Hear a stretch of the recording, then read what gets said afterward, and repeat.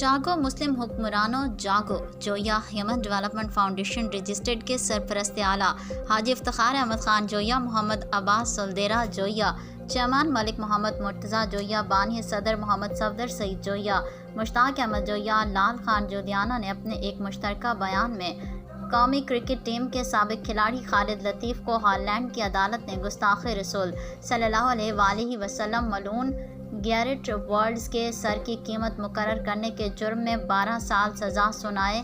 جانے پر شدید احتجاج کرتے ہوئے مسلم ممالک کو اپنی دینی غیرت جگانے کا مشورہ دیا ہے۔ اگر پاکستان یا کسی اور مسلم ملک کی عدالت نے یہ سزا کسی غیر مسلم کو توہین مذہب پر سنائی ہوتی تو اب تک لبرلز اور مغربی ممالک نے سر آسمان پر اٹھا لینا تھا، لیکن افسوس کہ کسی مسلم لیڈر کی طرف سے تو درکنار پاکستان کے صدر یا وزیر اعظم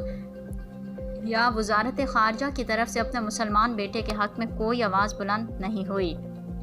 فاؤنڈیشن کی طرف سے تمام پاکستانیوں سے گزارش ہے کہ اپنے ہیرو بھائی کے لیے آواز اٹھاؤ، ورنہ کل کو نبی پاک کے ناموس کی حفاظت کرنے میں یہی یہودی آڑ بن جائیں گے۔